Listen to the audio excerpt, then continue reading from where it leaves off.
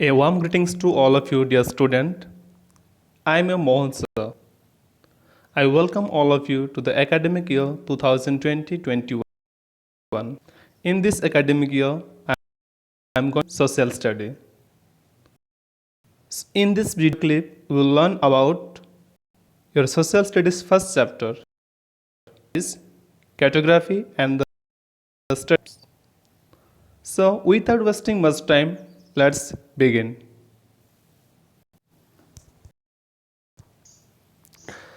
What is cartography? Is the science and art of map making, or in general, if you speak about cartography, that means it is the study of making map, or it is a study about how to make map.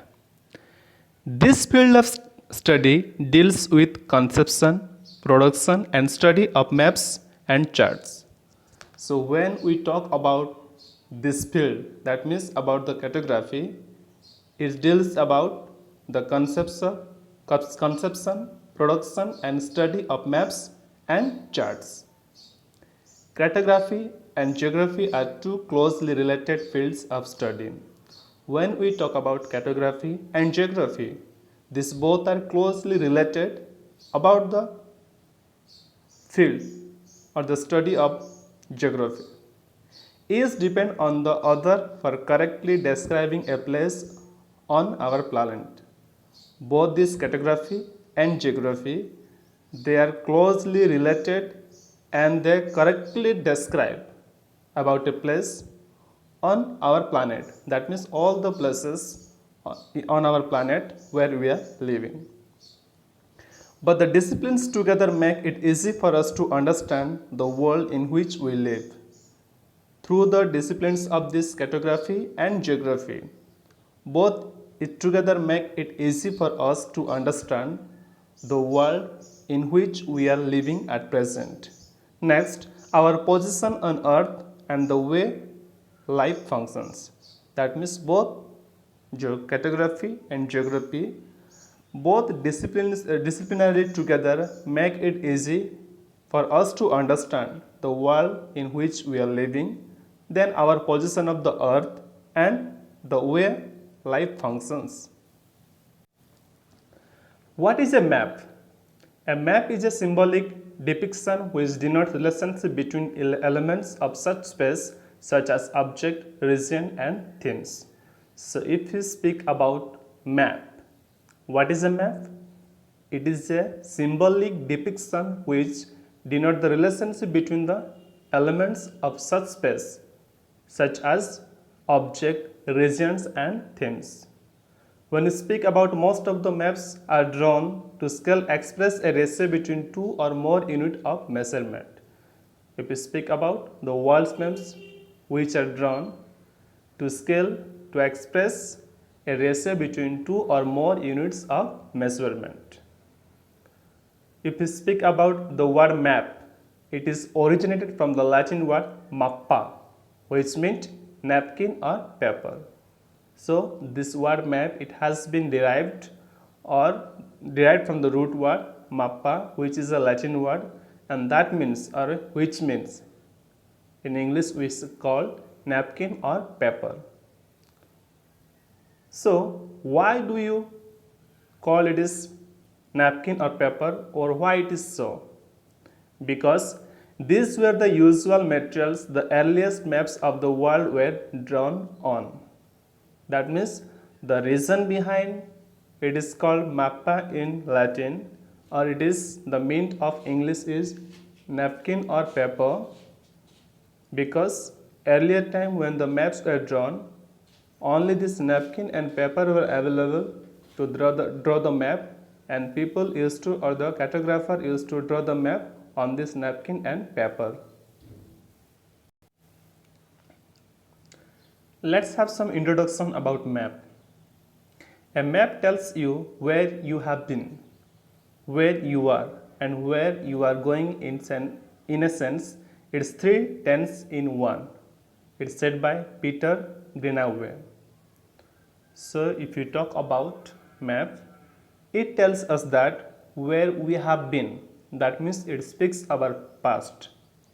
Next, where you are, that means it speaks about our present. And where you are going, that means it speaks about our future.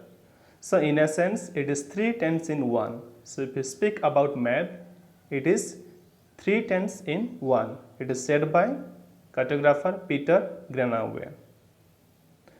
The graphical representation of landscape features of an area on Earth and their symbolic depiction are at the heart of maps of the world.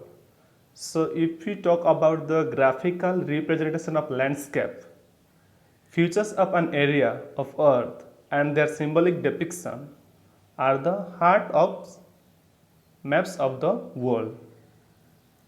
Maps that reflect information other than land, area, distance are called cartograms. There are different types of maps, but the maps which reflect information other than land area or distance, such kinds of maps are called cartograms. General purpose of map of the world such as atlas, maps and road maps provide different information on a single map. So if you speak about general purpose of maps of the world, if you speak about atlas, maps or road, their duty and they provide different information on a single map or on a single paper. Direction, scales and symbols are important in any map. So if you speak about the important elements of the map, those are direction, scales, symbols. These are the important thing or elements of any map. So we will begin by first learning about what this term means. Thereafter we will learn about maps, types of maps, history of maps and different uses of maps. So first of all, let's talk and discuss about direction, scales and symbols and why they are important in maps. Direction. If someone asks you in which direction the east lies, you will probably point in the direction where the sun rises. That's obviously. Even you ask to a small kid or to an illiterate or uneducated person about in which direction east lies. So what they would do or what they will point out, obviously they will point out the direction when the sun rises.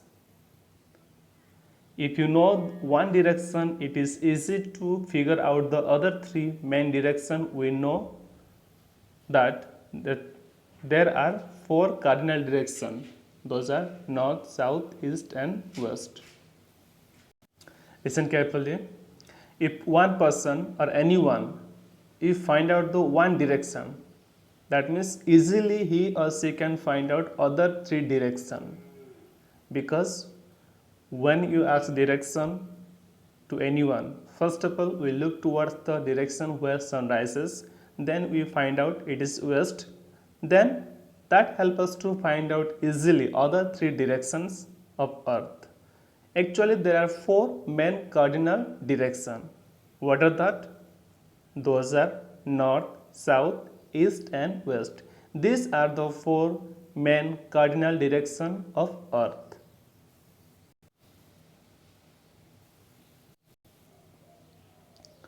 If we stand facing the sun when it rises, the direction in front of us is east. That means when the sun rises, if we are standing facing our body towards east or towards sun, that direction is called east. Then behind of us is west, to our left is north and to our right is south.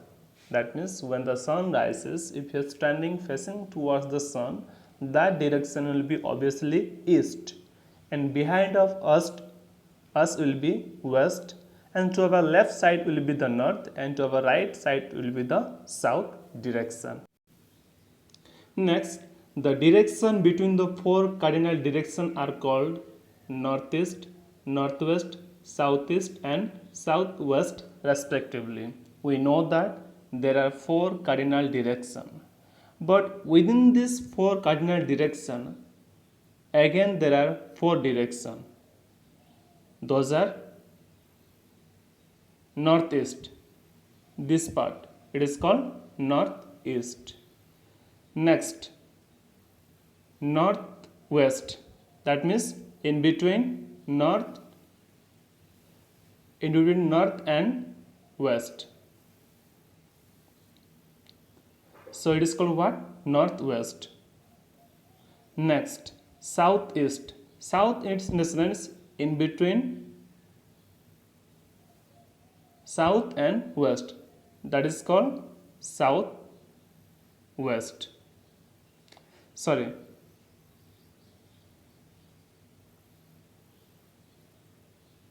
This is in between south and east. It is called what? Southeast. Next, the direction between south and west. South and west. It is called southwest. So, there are the direction between four cardinal directions. That means we have four directions. Within the four directions, again there are directions, or between those are called what? Northeast, northwest, southeast, and southwest. The direction between north and northeast is called north-northeast. That means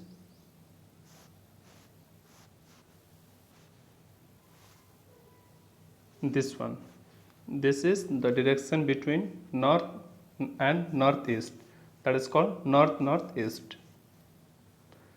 Next, the direction between south and southeast. That means this one. It is called south-southeast. Again, the direction between south and southwest. Between this is called south-southwest. South-southwest.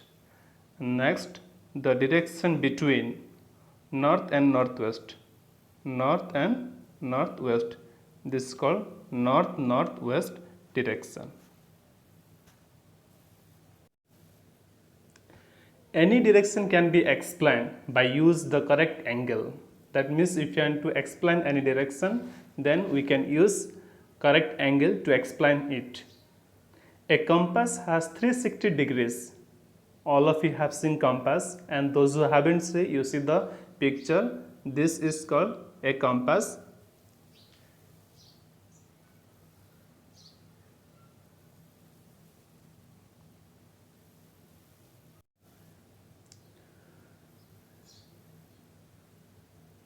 So this is a compass. So a compass has 360 degrees. To know the correct direction to a place, we assume the north is 0 and then calculate the angle of that place. That means to identify a correct direction to a place, first of all what we do, we assume or we calculate north as 0. You see north, it is what? 0. Then we calculate the angle of that place. All angles are measured in a clockwise direction beginning from the north. That means if you are finding or calculating a direction of a place, we measure clockwise. How the clockwise? We know that it is starting from the north, okay, in this way it is moves in this way. So we count or we measure clockwise direction beginning. That means it's beginning from where? From the north. Then okay, slowly what? From the exact place of that direction. When a pilot lands an airplane on the runway, he aligns the airplane with the center of the landing strip with the help of the angle shown in the landing instrument, that is called compass. That means when the pilot he is trying to land the airplane or aeroplane, so what happens? He run or he aligns the aeroplane in the center of the landing strip. You see this is the landing strip. So he aligned, that means he land the aeroplane in the center of the line. It is through the help of the instrument that is called what? Compass. This is a compass. Through this help of compass, he land in the proper line that the aeroplane can land without any mistake or without any risk. So through the help of compass, he landed the aeroplane. How do you found the direction of a new place?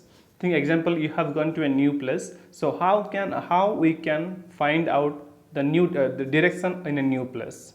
The easiest way is that we use the sunrise and sunset, the polar star or a magnetic needle to help us to find the direction. So what is the easiest way? As we have come to a new place and we want to find the direction. So what is the easiest, or in which way we can find the direction? The easiest way is that sunrise and sunset. So the direction in which sunrise, that easily we can identify it is east, and the behind us are the direction where the sun set, that is called what? West. Similar way, we also have polar star, or other name of pole star is called what? North star. Or also we can use magnetic needle to find out the direction. That means if you have gone to a new place and you want to find the direction, either we can take the help of sunrise or sunset, or we can take the help of pole star, where we can say north star, or we can take the help of magnetic needle to find out the direction. The pole star tells us the direction of the geographic north. So I hope all of you know what is pole star, or the other name of pole star is called north star. You see this picture, this is called what? This is the pole star or north star. That means this star shine in the north direction, because it is always at a right angle of 90-degree northern latitude or north pole. That means this star always shine in the north direction in the 90-degree angle to the north pole. The geographic north is called the true north. That means the geographic north, also called what? It is a true north. It is used to draw maps. That means this north pole, or we can say this north star, it is used, or we can say this is like a true north. It is used for drawing the maps. Opposite to the geographic north is the geographic south. That means when you talk about the opposite to the geographic north, that means the opposite will be, it will be south pole or geographic south. Now let's talk about direction in maps. If you stand facing a map, the north is at the top. That means in front of us there is a map, or if you are standing in front of map, then the north is at the top. Next, the south is at the bottom. The south is at the bottom. The east is to right and the west is to left. So when we are standing in front of a map, the north is above or on the top, the south is at the bottom, and the east is to our right and the west is to our left. These directions are actually relative. So when we talk about this fourth direction, they are relative. Relative means seeing one thing in the context of another. That means by seeing one thing, we can find out other direction. Example, when you know the direction of the east, easily we can find out west. Or we know the direction of south, easily we can identify the direction of the north. For example, in which direction from Jagdalpur, for example, in which direction from Raipur does Jagdalpur lie? So take an example, okay, we are standing towards or facing to standing in front in the direction of facing towards east. So from which direction does Raipur to Jagdalpur lie? That means our face is towards east. Then Raipur is in our south and Raipur is our north and Jagdalpur is our south direction. Reading a map after placing it on in the true direction is called orientation. That means if you are reading a map then placing a true direction. That is called what? Orientation. That means when you read a map, then you place the proper direction or the right direction. That is called what? Orientation. Let's have some practice of orientation. That means reading the map and pointing out the right direction. Here the first question goes like this: in which direction from Rajasthan does Himachal lies? Which direction from Rajasthan does Himachal lies? Where is Rajasthan? This is Rajasthan and this is Himachal. So the direction is northeast. Next, in which direction from Chhattisgarh does Gujarat lie? This is Chhattisgarh and this is Gujarat. That means in the west direction. In which direction from Kanyakumari does Sri Lanka lies? So Kanyakumari is in Tamil Nadu and it is Sri Lanka. That means it lies in, or the Sri Lanka lie in east direction. In which direction from Jammu and Kashmir does China lie? So where is Jammu and Kashmir? This is Jammu and Kashmir, this is China. That means in the northeast direction. Next, in which direction from Chhattisgarh does Nepal lie? Where is Chhattisgarh? This is Chhattisgarh and this is Nepal. That means in the north direction. Our next term is scale. A map shows a proportion of the earth in a very small size on a paper. We have seen the map, like a map of India, map of Chhattisgarh, map of the world or earth. So all this size of the map, it is drawn on a piece of paper in a proportion. We use scale to ensure that the actual distance between two places is proportionally maintained in the map. So why do you use scale? To ensure that actual distance between two places in the proportion maintained in the map. That means when you use the scale and find out the proportion, then we can easily understand the actual distance of two scale or the two places. So a scale is the relationship or ratio of the distance between two places in a map of the actual distance between the two places on the earth's surface. So what is a scale? That means it is a relation or ratio of distance between two places in map. The ratio of the distance between two places in map and the actual distance of two places on the earth's surface. That is the use of scale. We assume this ratio in a map as we understand or we explain the ratio in a map. On the following we will be learning that how we can use map or what are the how we use scale and what are the scale and how actually we identify the distance. In India, we use the metric system. So the basic unit of the scale is centimeter. If we talk about India map, we use metric system. And in that metric system, the basic unit of the scale is 1 centimeter. The corresponding distance of the unit on the earth's surface is also written in the metric system. That means we have in the Indian map or any of the map, we have written the ratio system, ratio scale or ratio unit in same time the exact distance of two places. You see here 1 inch, okay, it is mentioned in this map 1 inch equal to 4 miles.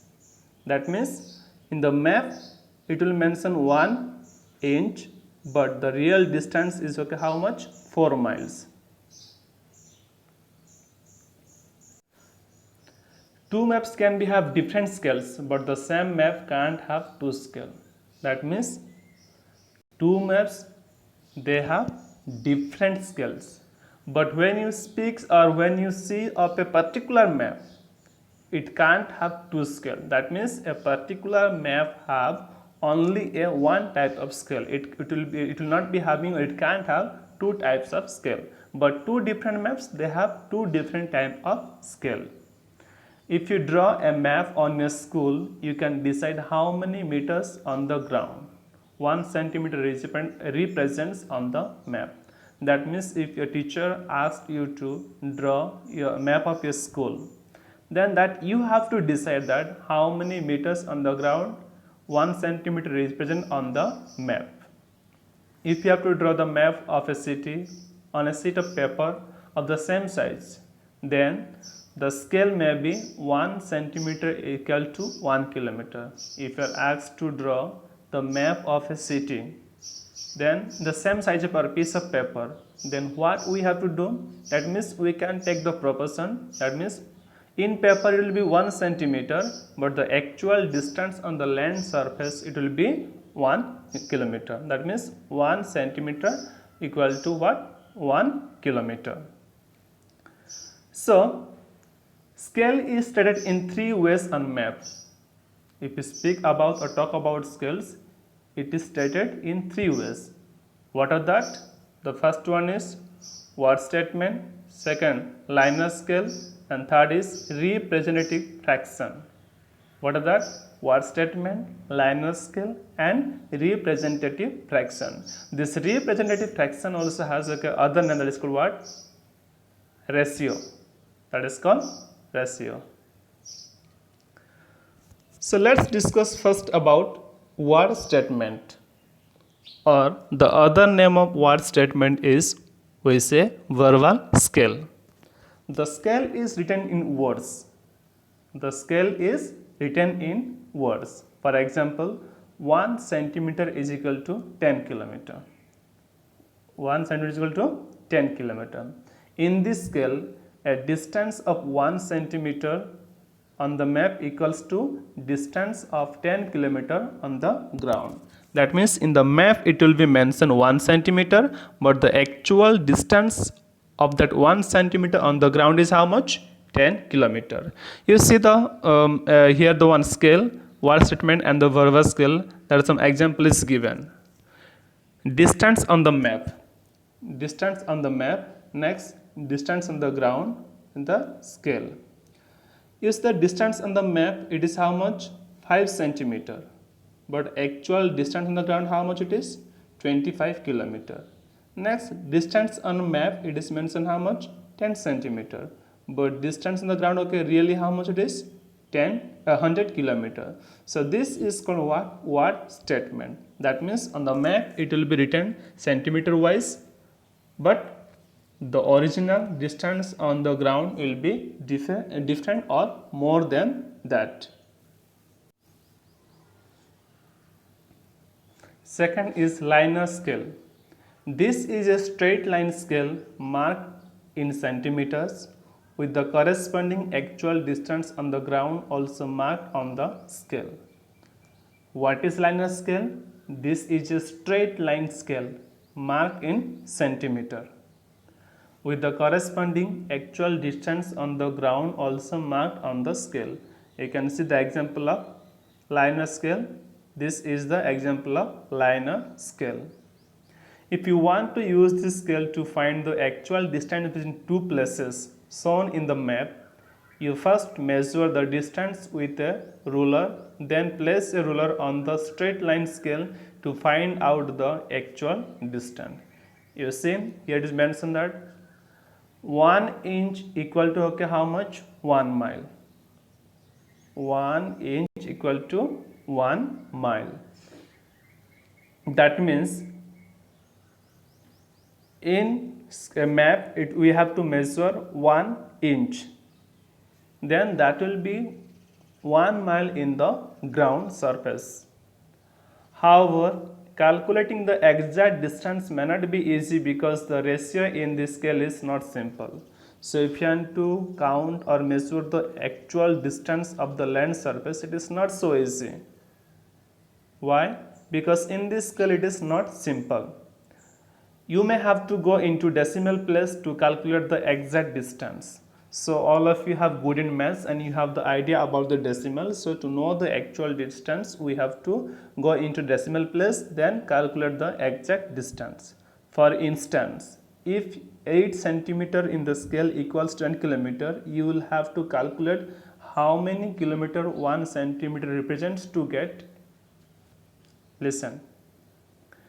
For example, if you are calculating 8 centimeter equal to 10 kilometer, 8 centimeter is equal to 10 centimeter.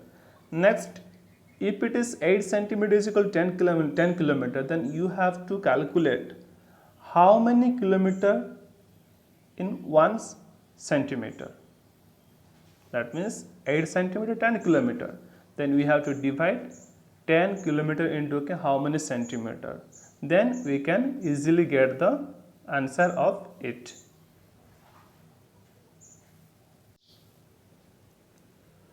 The third one is representative fraction. In this scale is widely used in atlas and maps these days.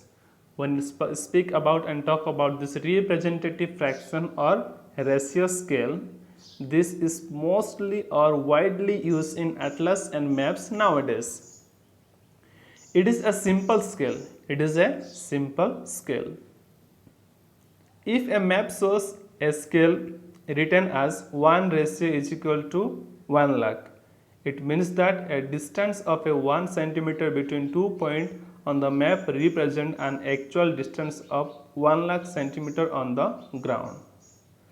That means if any of the map it is mentioned that 1 ratio is equal to 1 lakh. That means the distance of 1 centimeter between 2 points on the map represents an actual distance of 1 lakh centimeter on the ground. That means in map it is mentioned 1 centimeter. But 1 ratio is equal to 1 lakh. That means in map it is 1 centimeter, but actual distance how much it is? 1 lakh centimeter.